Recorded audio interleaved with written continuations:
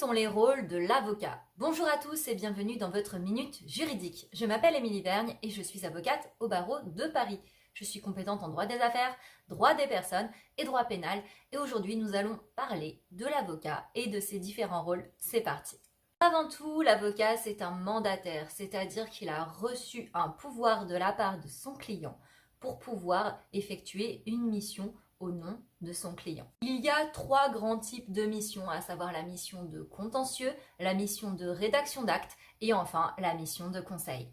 La mission de contentieux, c'est quand vous avez un litige qui va être porté devant le tribunal, devant un juge. Dans ce cas, l'avocat peut vous représenter, donc c'est-à-dire être là à votre place ou vous assister, c'est-à-dire être à vos côtés. Dans ce cas, il est le défenseur des droits et des libertés des personnes, c'est-à-dire de ses clients. Ces clients, ils peuvent être des personnes physiques ou des personnes morales. Personnes physiques, c'est-à-dire des particuliers. Des personnes morales, ça peut être des sociétés, des institutions, des associations, ce genre de choses. Car de contentieux, parfois l'avocat est facultatif et parfois il est obligatoire. Nous verrons ça dans une prochaine vidéo.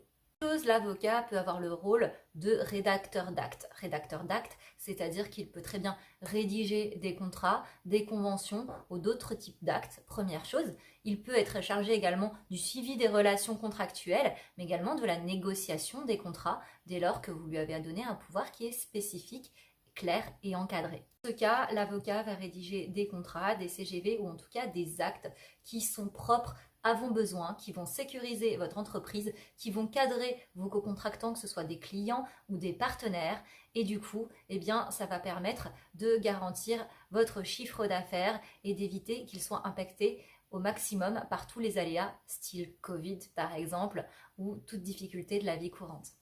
Un gage de sérieux et dans ce cas-là, ça joue tout simplement sur la notoriété de votre entreprise. Dernier point, l'avocat a un rôle de conseil. Conseil, c'est-à-dire qu'il doit vous conseiller au mieux en fonction de vos intérêts et ce, même si ce n'était pas votre objectif initial. Par exemple, vous arrivez, vous dites « je voudrais faire appel de la décision et c'est pas dans votre intérêt, il faudrait juste plutôt saisir le juge de l'exécution, par exemple, pour demander des modalités de règlement, des délais ou ce genre de choses, il a le devoir de vous déconseiller votre demande initiale et de vous orienter au mieux.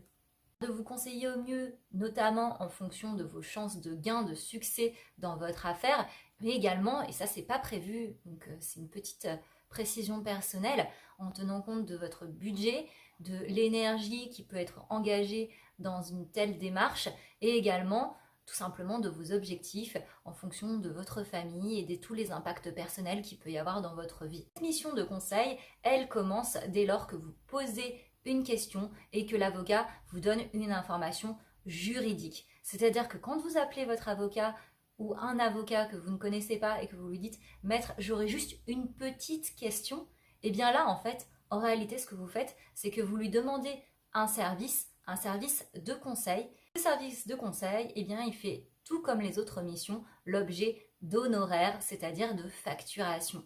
Vous comprendrez donc mieux pourquoi quand vous appelez un avocat et que vous souhaitez lui poser une question, il vous donne rendez-vous au cabinet et que s'il prend du temps pour vous écouter, sachez que c'est du temps qu'il vous accorde. Ça revient à peu près au même que si vous alliez dans une boulangerie ou dans une boucherie et que vous disiez « Bonjour monsieur, bonjour madame, je voudrais un chapelet de saucisse, un super rôti, un pain complet, et puis écoutez, merci, emballé » et puis vous partez comme ça. Et puis la fois suivante, vous paierez ou pas pour la prochaine commande, pas pour ce que vous avez déjà pris, que si ça vous a plu. Ou tout simplement, si vous êtes salarié et que votre patron vous dit « Ah, attends, s'il te plaît, j'ai quelque chose à te dire. 2 secondes, reste là. » Et là, il vous a pris comme ça 10 minutes de votre temps, voire un quart d'heure. Et puis les heures sup, elles sont passées ici. Ou un prestataire de service, vous êtes professeur de danse, vous êtes coach. Et là, il y a quelqu'un qui vous appelle et qui vous dit « Bon, voilà, j'aimerais un cours de danse. » Et puis en fait, il s'attend à l'avoir gratuitement. Et si ça lui a plu, pourquoi pas, la prochaine fois, il viendra, il y paiera. C'est à peu près la même idée. Si, à travers mes vidéos accessibles à tous sur Internet, je vous propose des consultations générales, étant donné qu'elles ne sont pas personnalisées, des consultations générales, accessibles à tous et gratuites. L'avocat a intérêt de répondre de manière la plus consciencieuse possible parce qu'il engage sa responsabilité dès qu'une mission est mise en œuvre, peu importe le type de mission.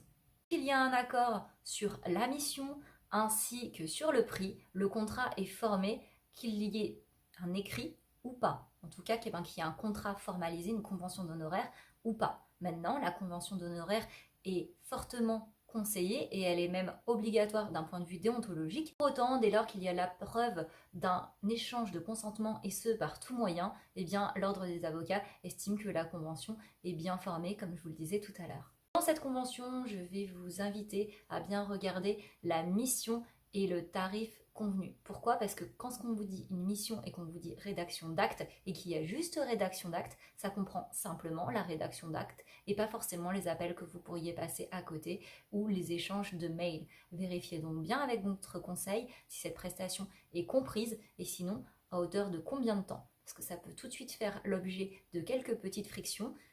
Il y a certains conseils qui peuvent se dire, on va dire que ça comprend à peu près 1 heure de temps entre les mails, les échanges de téléphone avec le client. D'autres qui vont dire, non, c'est en plus. Et tout de suite, eh bien, ça peut poser des difficultés. Toutes ces missions peuvent être dans le cadre d'un litige, c'est-à-dire quand vous rencontrez un problème avec quelqu'un, que ce soit un particulier ou une personne morale ou même avec l'État, mais ça peut également être dans le cadre d'un projet, un projet qui vous porte, la création d'une entreprise, la création, je ne sais pas, d'une application, pourquoi pas d'une association, quoi que ce soit. En tout cas, que ce soit dans le cadre d'un problème ou de la mise en place d'un rêve, et bien sachez que votre avocat est là. Et j'espère que cette vidéo vous aura été utile. Si c'est le cas, je vais vous inviter à la liker, à la partager, à la commenter. Pourquoi? Parce que moi, ça m'apporte de la visibilité et vous, eh bien peut-être que vous pourriez aider quelqu'un, que vous en ayez conscience ou pas. Je vous remercie pour votre écoute et je vous dis à très vite. Au revoir.